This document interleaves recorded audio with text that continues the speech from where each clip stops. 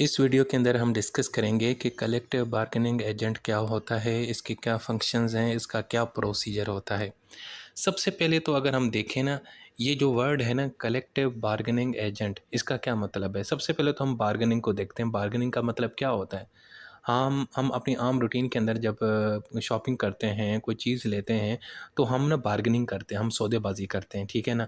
मिसाल के तौर पर आपने एक जूता ख़रीदना है, स्नीकर्स ख़रीदने हैं, तो आप कहते हैं कि यार मैं आपको ना इसके 200 रुपये दूंगा। अगला बंदा कहता है कि नहीं जी, ये इसकी तो 1000 की कीमत है।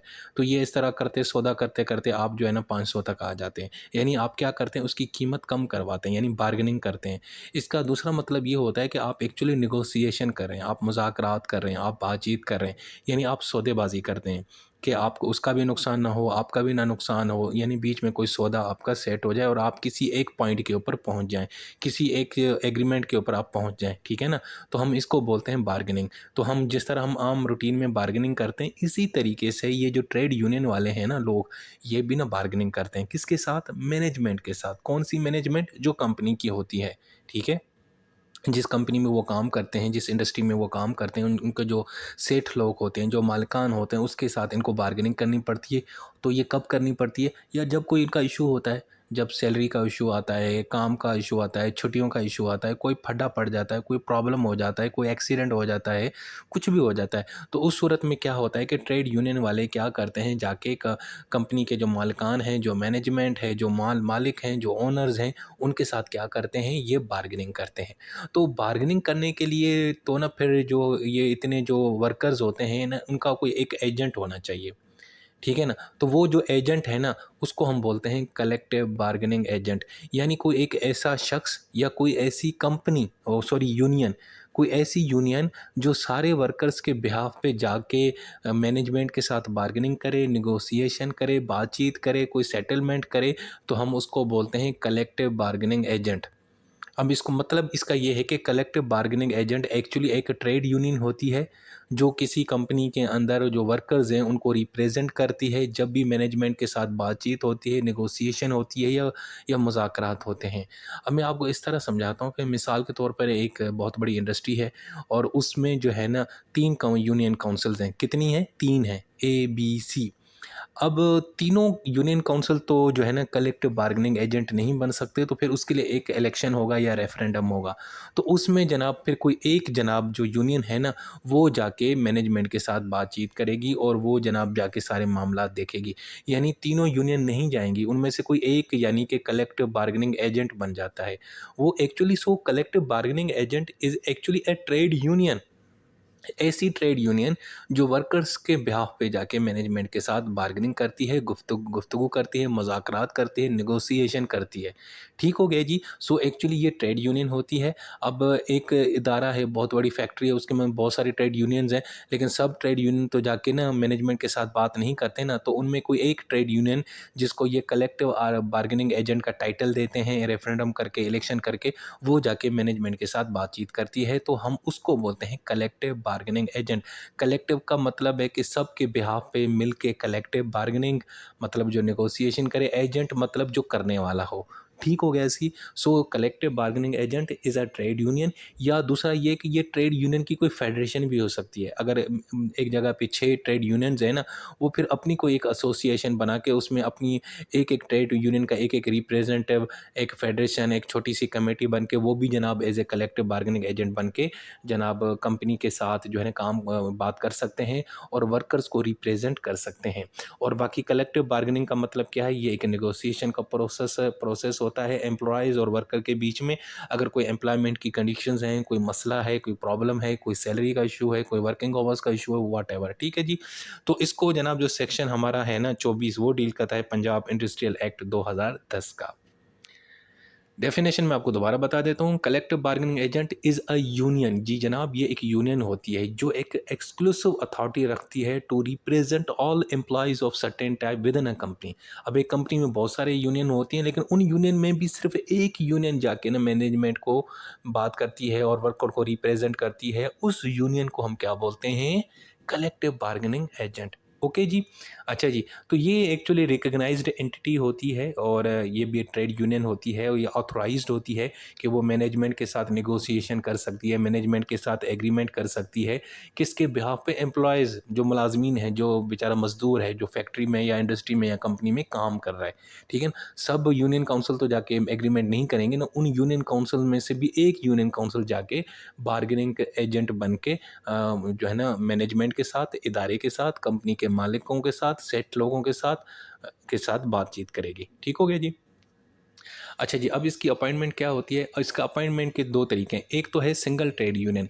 अगर मिसाल के तौर पर एक कंपनी या फैक्ट्री है, वहाँ पे एक्चुअली है ही एक ही यूनियन काउंसिल। तो शर्त ये है कि अगर एक यूनियन है, रजिस्टर्ड यूनियन एक एग्ज़िस्ट करती है और अगर वो 1/3 वर्क फ़ोर्स को रिप्रेज़ेंट करती है, यानी 1/3 वर्क फ़ोर्स उसके मेंबर्स हैं, तो वो जनाब रजिस्ट्रार के पास जाएगी और अपने आप को एज़ ए सर्टिफ़ाइड कराएगी कि मैं कलेक्टिव बार्गेनिंग एजेंट हूँ। यानी एक कंपनी है, उसके अंदर एक ही ट्रेड यूनियन है और वो ट्रेड यूनियन के अंदर 1/3 जो है ना वो वर्क फोर्स यानी जो वर्कर्स हैं ना वो उसके मेंबर्स हैं, तो वो जाके रजिस्ट्रार को कहेगी कि भाई मुझे कलेक्टिव बार्गेनिंग एजेंट रिकग्नाइज़ किया जाए, मुझे सर्टिफिकेट दिया जाए। तो वो as a collective bargaining agent के तौर पे काम करेगी। अब इसका एग्जांपल देखते हैं। एक कंपनी है XYZ, उसके कितने मुलाज़मीन हैं? 300 हैं, ठीक है? और वहाँ पे एक ही ट्रेड यूनियन है।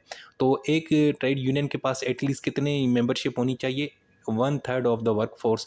सो ये जो यूनियन है इसके पास कितने यानी मेंबर्स हैं? 120 हैं। यानी 300 का जो 1/3 बनेगा वो कितना बनेगा? 120 बनेगा। अब क्योंकि ये 120 जो है ना वो जनाब 1/3 है 300 का, तो ये जो यूनियन है, सॉरी कंपनी का वर्ड आ गया, ये जो यूनियन है ये ऑटोमेटिकली अप्लाई करेगी रजिस्ट्रार को कि जनाब मुझे सर्टिफाइड किया जाए किसके लिए? कलेक्टिव बार्गेनिंग एजेंट के लिए। ओके जी, एक कंपनी है उसके अंदर 300 मुलाजमीन हैं और एक यूनियन है और उसके जो है ना 120 मुलाजमीन हैं, क्योंकि वो 1/3 है मुलाजिम मेंबरशिप टोटल मेंबरशिप के, तो वो ऑटोमेटिकली कलेक्टिव बार्गेनिंग एजेंट बन जाएगी, क्योंकि दूसरी यूनियन तो है ही नहीं। तो वो जाके मुलाजमीन के मामलात को रिप्रेजेंट करेगी मैनेजमेंट के साथ, ठीक है, और वो फिर रजिस्ट्रार के पास जाएगी और उसको कहेगी भाई मुझे सर्टिफिकेट दो, मैं कलेक्टिव बार्गेनिंग एजेंट बन गया हूँ, क्योंकि मेरे पास 120 मुलाजमीन है और कंपनी में टोटल 300 है और मेरे पास 1/3 वर्क फोर्स है, यानी मेरे पास 120 बंदे हैं मेंबर।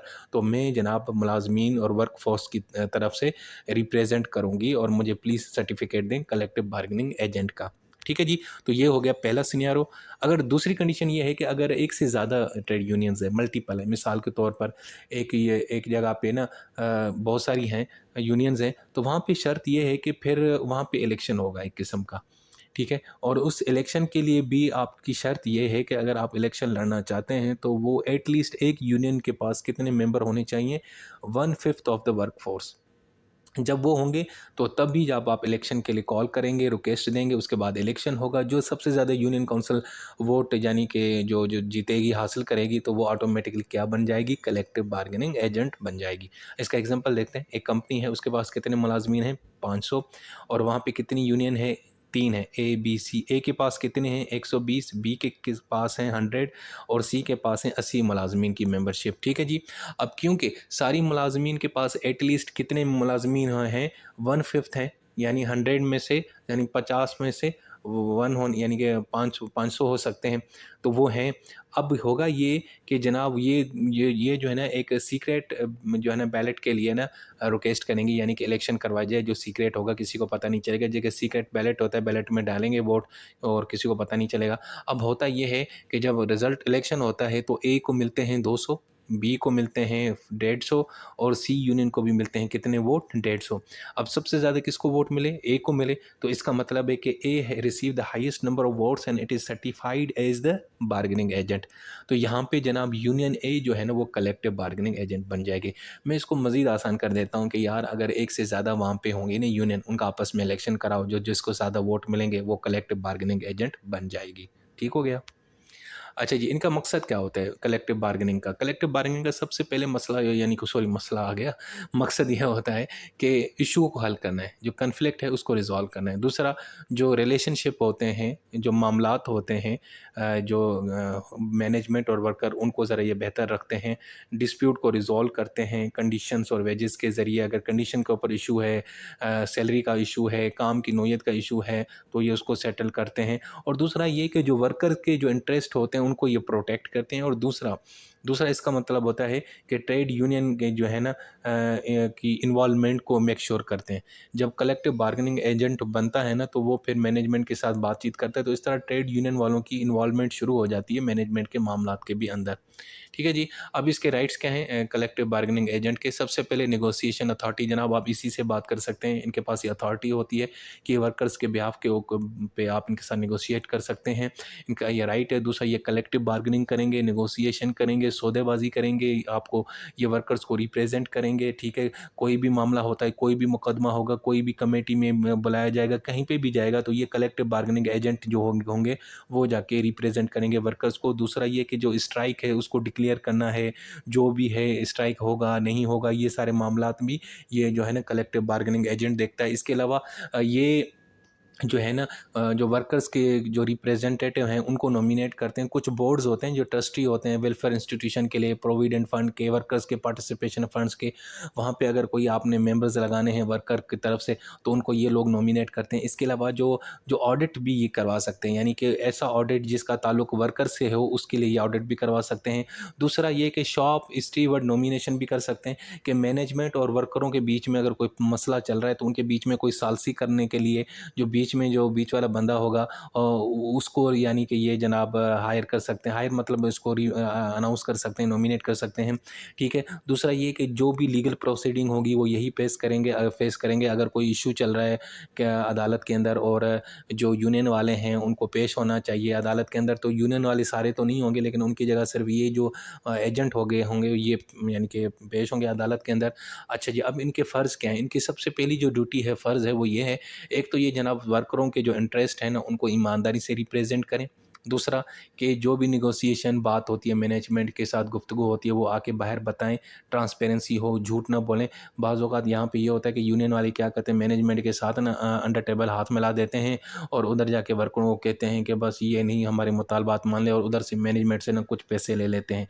यहाँ पे अक्सर ऐसा ही होता है कि ये यूनियन के जो बड़े ओहदेदार होते हैं ना खुद फ़ायदा ले लेते हैं मैनेजमेंट से पैसे, और जनाब फंड्स वगैरह और ये सारे पैसे ले लेते हैं और नीचे जाके अपने ही दोस्तों को, मुलाज़मीन को बताते हैं कि बस वो हमारी बात नहीं मान रहे, हम मजबूर हैं, ये हैं, वो हैं। तो इस तरह भी चलता है। ठीक है। दूसरा ये है कि जितनी भी लीगल रिक्वायरमेंट्स हैं, जो प्रोसीजर है, जो गाइडलाइंस हैं उनको फॉलो करना पड़ेगा। ठीक है जी। इसके अलावा अकाउंटेबिलिटी, जितने भी नेगोशिएशन के बीच में जो फैसले लिए जाएँगे उनकी जो अकाउंटेबिलिटी होगी वो इनसे की जाएगी। इनका ही एहतसाब और इनका ही गिरेबान पकड़ा जाएगा कभी कोई इश्यू होगा। और दूसरा इनका ये है कि इनकी मेन जो इनकी ड्यूटी ये है कि जो वर्करों के जो भी इश्यूज़ हैं उनको रिज़ॉल्व करें, कॉन्फ्लिक्ट को रिज़ॉल्व करें नेगोशिएशन के ज़रिए, डायलॉग के ज़रिए। और दूसरा ये कि यूनियन मेंबर्स को सपोर्ट करें, उनको इन्फॉर्मेशन दें, उनको गाइडेंस दें, उनको रिप्रेजेंटेशन दें। जब भी एम्प्लॉयमेंट के रिलेटेड इश्यू हों, डिस्प्यूट हों, वहाँ पे जाके ये आगे पेश हों और मुलाज़मीन का ख़्याल रखें और लोगों को बताएँ कि यार मुलाज़मीन के ये इश्यूज़ हैं, उनके मेंबरशिप के इश्यूज़ हों, सैलरी के इश्यू हों या कोई भी इश्यू हो। ठीक है जी। अच्छा जी, अब इसका प्रोसेस क्या होता है? या इसका सबसे पहले प्रोसेस है कि सबसे पहले आप तैयारी करते हैं। ये जो यूनियन और जो एम्प्लॉयज़ होते हैं ना, ये अपने-अपने बंदे ना रिप्रेजेंटेटिव सेलेक्ट करेंगे। ठीक है। और ये जनाब फिर जो लेबर लॉज़ हैं, जो नेगोशिएशन पोज़ीशंस हैं, ये सारा रिव्यू करेंगे, देखेंगे कि भाई कौन से कानून के तहत हमने ये सारा प्रोसेस करना है। उसके बाद मैनेजमेंट के रिप्रेजेंटेटिव और ये यहाँ के मज़दूरों के जो रिप्रेजेंटेटिव हैं आपस में बैठेंगे।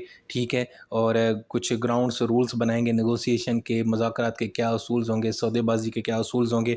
उसके बाद दोनों दोनों पार्टीज़ अपना अपना प्रपोज़ल, अपने अपने मुतालबात सामने रखेंगे। उसके बाद जनाब ये बार्गेनिंग करेंगे, सौदेबाजी करेंगे। एक बात मैनेजमेंट वर्करों की मानेगी और एक बात वर्कर जो है ना वो मैनेजमेंट की मानेंगे। इस तरह इनका सौदा यानी कि बार्गेनिंग हो जाएगी और उसके बाद आखिर में एक एग्रीमेंट हो जाएगा और उस एग्रीमेंट के ऊपर दोनों जो पार्टीज़ हैं यानी मैनेजमेंट और मुलाज़मीन दोनों साइन करेंगे और उसके बाद फिर ऐलान किया जाता है, प्रेस कॉन्फ्रेंस की जाती है कि मुबारक हो, मुज़ाकरात कामयाब। इस सारी चीज़ को हम बोलते हैं कलेक्टिव बार्गेनिंग प्रोसेस। ठीक है जी। और ये अक्सर इंडस्ट्रीज़ के अंदर, कंपनीज़ के अंदर जहाँ पे बहुत सारे मुलाज़मीन काम करते हैं, जिनकी यूनियंस बनी होती हैं, वहाँ पे अक्सर इस तरह की बार्गेनिंग की जाती है। सो ऐसी ट्रेड यूनियन जो वर्कर्स को रिप्रेजेंट करती है और बार्गेनिंग करती है, हम उसको बोलते हैं कलेक्टिव बार्गेनिंग एजेंट। सो दोस्तों, ये था हमारा एक और टॉपिक, कलेक्टिव बार्गेनिंग एजेंट। बहुत ही आसान, मज़ेदार, मक्खन लशपश टिप टॉप। इसको आप लोगों ने ज़रूर तैयार करना है, ठीक है। पेपरों में ये सवाल लाजमी आएगा, तो इसको अच्छे से तैयार करना और याद करना। अपना बहुत सारा ख्याल रखा करो।